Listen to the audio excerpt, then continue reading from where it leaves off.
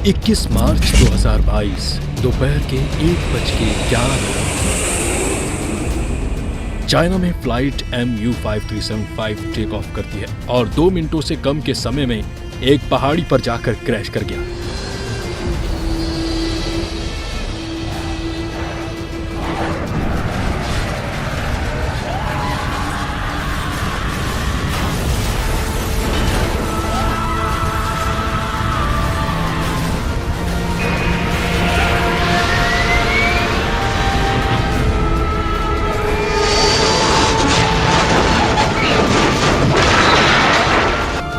इस सानहे ने दुनिया भर के एयर क्रैश इन्वेस्टिगेटर्स और एक्सपर्ट को चौंका कर रख दिया। आखिर क्या वजह हो सकती है कि ये जहाज इस तरीके से क्रैश हुआ? Administration of China has confirmed that a China Eastern Airlines plane has crashed in the south of the country. It appears it was descending at about 10,000 feet per minute. So this is well beyond what you would see in the event of an emergency descent.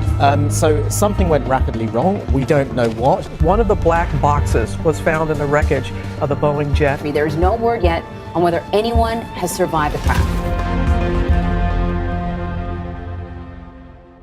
Kunming से ये एक normal passengers flight है जिसे तकरीबन 2 घंटे का सफर तय करना है और पहुंचना है ग्वांगझू तक, जो कि साउथ ईस्ट चाइना में एक शहर है। लेकिन उड़ान भरने के करीब 1 घंटे बाद दोपहर 2:20 पर यह जहाज अचानक बहुत तेजी से एल्टीट्यूड लूज करने लग जाता है। अब आमतौर पर किसी जहाज में कोई टेक्निकल प्रॉब्लम आ जाती है या इंजन खराब हो जाता है तो जहाज का डिजाइन ही ऐसा होता है कि होग्लाइट करते हुए डिसेंट करे 1 मिनट में कुछ हजार फीट की स्पीड से नीचे गिरेंगे, लेकिन ये वाला जहाज ऑलमोस्ट 30,000 फीट से जमीन तक गिरता है।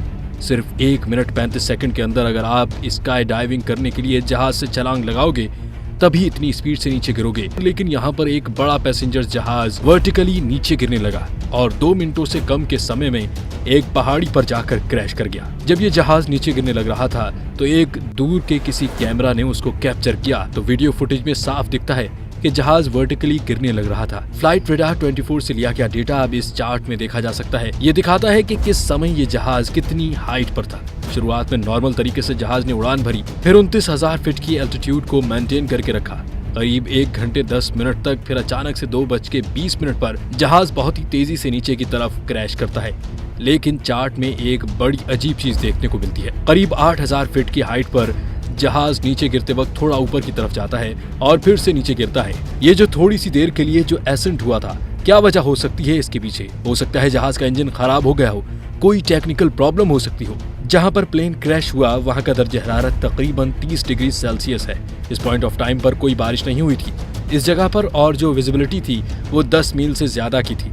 तो जो भी वेदर कंडीशन थी उस वक्त वो बिल्कुल ही इनयूजुअल नहीं थी। एक American federal aviation investigator Michael Daniel, उनका भी यही कहना है कि वो कहते हैं कि ये क्रैश मोस्ट लाइकली एक फाउल प्ले था। किसी आदमी ने ही यह चीज इंटेंशनली करी है।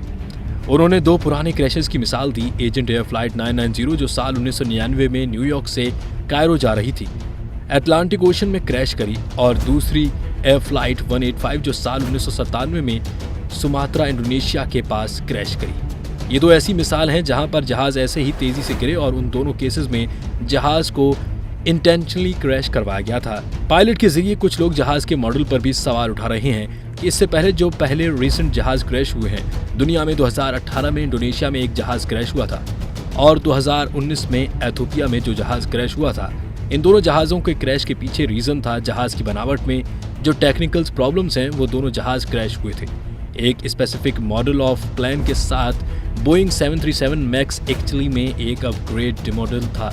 बोइंग 737-800 के कंपैरिजन में नया मॉडल जो बोइंग कंपनी ने निकाला था। इसमें उन्होंने कहा था कि उन्होंने जहाज के इंजन को ज़्यादा एफिशिएंट बनाया है और जहाज के अंदर शोर कम करने के लिए उन्होंने जहाज के इंजन को एक्चुअली में आगे की तरफ शिफ्ट कर दिया है। परों के थोड़े सामने से इस जहाज के इंजन की जगह बदलने से जहाज में एरोडायनामिक प्रॉब्लम हो गई है, स्पेशली जब फ्लाइट कंडीशन अनयूजुअली थी।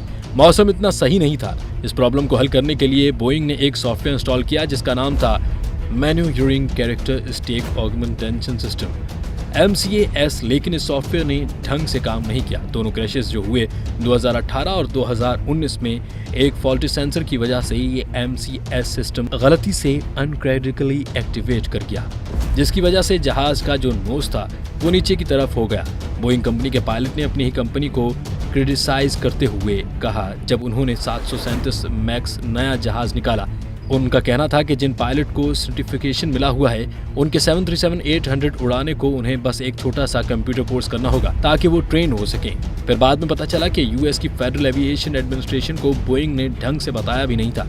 इन्हीं गलतियों की वजह से जनवरी 2021 यूएस के डिपार्टमेंट ऑफ जस्टिस ने पाया कि बोइंग कंपनी ने यहाँ पर यूएस सरकार को डिफ्रॉड करने की कोशिश की है, इसलिए अब उन्हें $2.5 बिलियन का फाइन भरना पड़ेगा। या फिर पायलट की गलती की वजह से कोई एक्शन किया जा रहा है, खराब मौसम की वजह से क्रैश होना या कोई बाई चेकिंग की वजह से क्रैश होना, ये चीज आज के जमाने में उनके होने के बहुत कम चांसेस हैं। आपकी राय में यहाँ पर क्या वजह हो सकती है, नीचे कमेंट्स में लिखकर जरूर बताइएगा।